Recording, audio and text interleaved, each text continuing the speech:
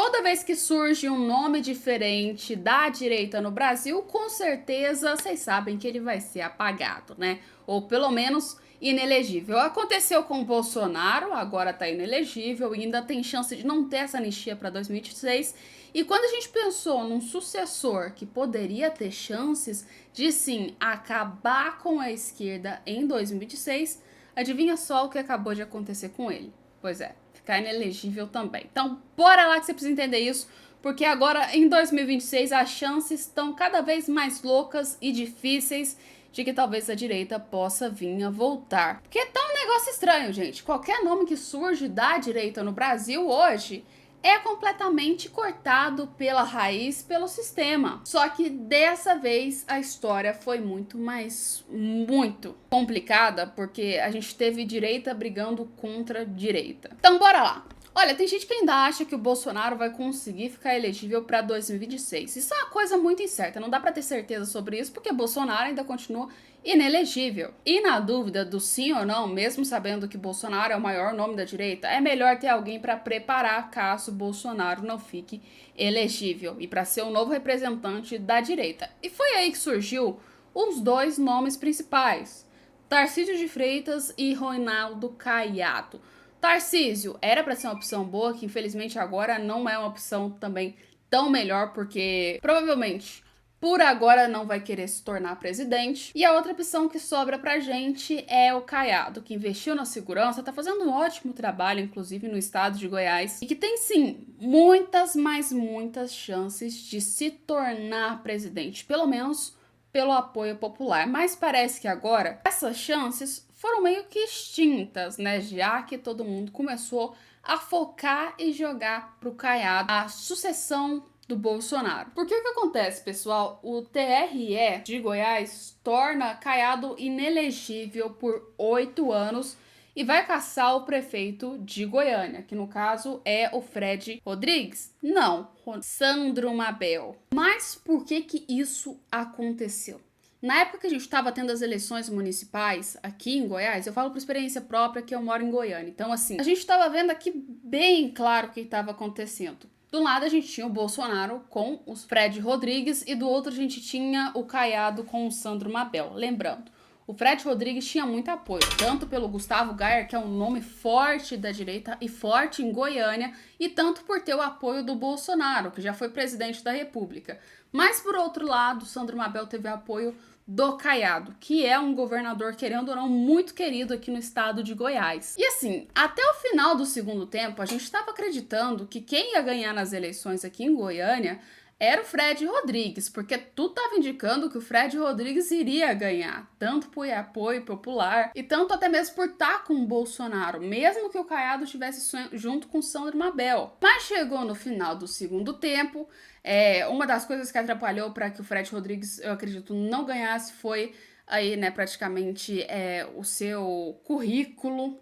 Vocês sabem essa história do currículo, né, que Fred Rodrigues disse que tinha concluído um curso e aí a faculdade falou que ele não tinha concluído aquele curso.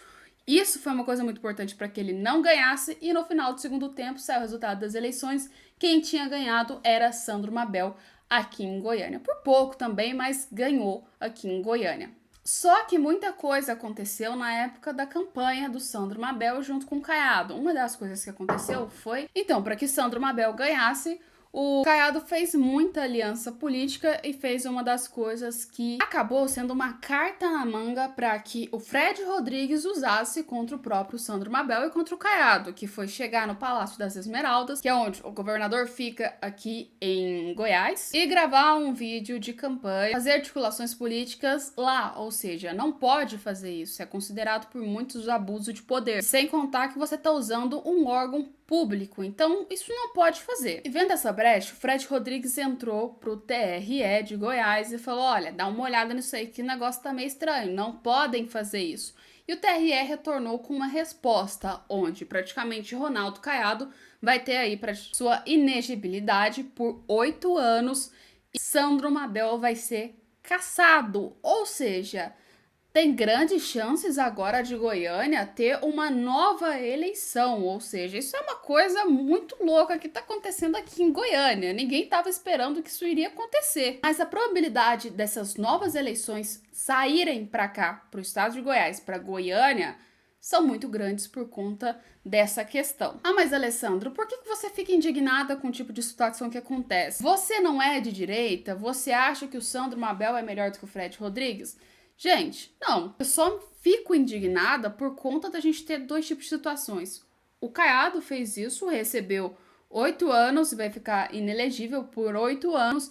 E o Sandro Mabel foi cassado, né? Quando a gente vê a mesma situação com o Lula e Guilherme Boulos também na campanha, onde ambos usaram edifícios públicos para fazer campanha. E, inclusive, o Lula gravou um vídeo com o Guilherme Boulos no Palácio da Alvorada para campanha eleitoral. E vocês sabem que isso não pode, porque aqui a gente tem uma coisa, né? Quando foi o Caiado, 8 anos. Quando foi o Lula, o que aconteceu? Aconteceu absolutamente nada, não é? Quando a gente vê isso de um lado com a esquerda praticamente sendo tudo bem, tudo normal, e de outro lado com a direita ou centro sendo praticamente uma coisa outro mundo e que a justiça funciona só para uma parte e para outra não, isso sim que me deixa bem indignada. É esse tipo de coisa da gente ver a justiça sendo feita para umas partes e para outras não, que deixa completamente qualquer um indignado. Mas assim, vamos falar de outra coisa. O Lula foi internado. Já falei o vídeo para vocês ontem que o Lula tava praticamente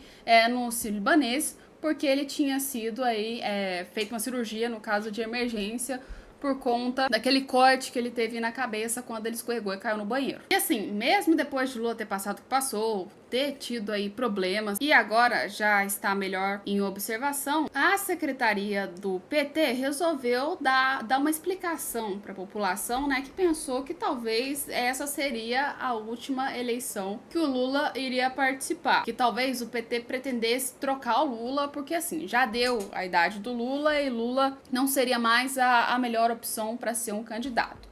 Mas o PT disse que vai ser o plano A, B e C para 2026. Ou seja, é Lula e mais ninguém, né, pro PT. Só que assim, aliás, quem que o PT vai pôr para substituir o Lula? Eu já começo a me perguntar por aí. Porque, o PT não tem ninguém com força igual o Lula, destinaram tudo ali no Lula, literalmente. É o plano A, B e C deles. Porque se por acaso acontecer alguma coisa com o Lula, o PT não tem mais ninguém. Nunca mais o PT consegue eleger um presidente na história do Brasil, se caso algo acontecer com o Lula. Literalmente acabou pro PT. O PT não se preparou, o PT centralizou todo o poder em cima do Lula. Ah, mas tem o Guilherme Boulos. Cara, o Boulos não ganha nem para prefeito de São Paulo, quem dirá para presidente. Tem o Haddad. Gente, o Haddad, depois do que ele tá fazendo com o Ministério da Economia, se ele conseguir se tornar, por exemplo, vereador, é um feito grande, porque o Haddad não tem apoio popular de ninguém para conseguir se eleger para um cargo político. Quem dirá para presidente da República? Vai pôr quem? Simone Tebet? Nem é do PT? Vai pôr quem? A Janja? Vocês acham que a Janja, ela tem popularidade, carisma, amor do povo brasileiro para conseguir derrotar alguém da direita? Desculpa. Isso não vai acontecer. Então, assim, o PT tem que apostar mesmo no Lula, porque se acabar a era Lula, acaba o PT junto, e o PT sabe muito bem disso. Mas assim, enquanto no Brasil a gente tem que lutar com a dúvida diária de saber qual estrago o governo vai fazer no dia de hoje, ou então qual candidato da direita vai ser perseguido, a gente tem outra coisa acontecendo no mundo, que é um conflito muito grande, que é o da Ucrânia e da Rússia, que tá um tempão demais ainda rolando. E agora com Donald Trump, Trump disse que vai ser o objetivo principal dele acabar, resolver esse conflito. Coisa que eu achei que se resolveria normalmente só pelo fato de Trump ser eleito, mas não foi bem assim que as coisas aconteceram. Mas agora, com Donald Trump, as chances são muito maiores. Segundo a Jovem Pan News, o presidente eleito dos Estados Unidos, Donald Trump, afirmou que irá resolver o problema da Ucrânia com a Rússia. Será a prioridade quando assumir o cargo em janeiro e descreveu a situação do Oriente Médio como menos difícil. A prioridade é resolver os problemas entre Ucrânia e Rússia. Os dois países estão sofrendo perdas humanas incríveis. Centenas de milhões de soldados estão morrendo, disse Trump em uma entrevista à revista francesa Paris Match. Há muitas crises no mundo. Nos últimos dias tivemos uma nova na Síria. Eles terão que resolvê-la sozinhos, porque não estamos envolvidos lá. E a França também não. Acrescentou em Paris, a cidade que visitou para assistir a cerimônia de reabertura da Catedral de Notre Dame. Ou seja, o Trump, ele veio literalmente com aí a visão, né?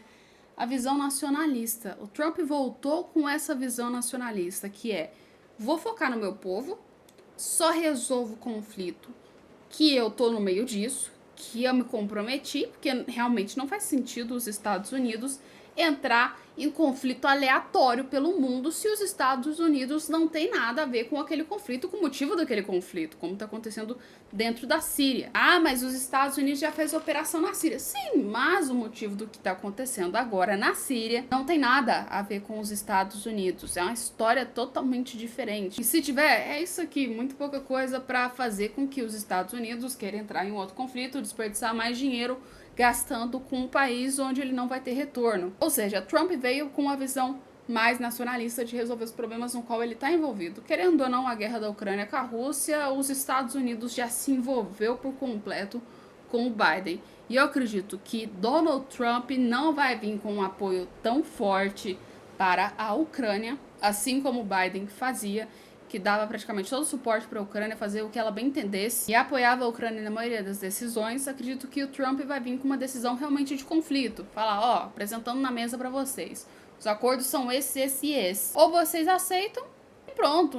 Literalmente, os Estados Unidos estão vindo com uma nova visão com o Donald Trump. E muitas pessoas acreditam que essa visão pode não ser boa, mas eu acredito que possa sim ser uma coisa que resolva mais conflitos, porque a diplomacia que a gente estava tendo do Joe Biden com um lero-lero dele praticamente não estava resolvendo problema nenhum dos Estados Unidos e muito menos dos outros países. Então, talvez uma postura mais forte, mais firme, como a do Donald Trump, possa ser o que a guerra e o conflito da Ucrânia e a Rússia precisem nesse momento. Acredito bastante nisso daí. Mas e você? Põe nos comentários, a gente volta daqui a pouco com mais vídeos e conteúdos, tá? Um beijo e até lá!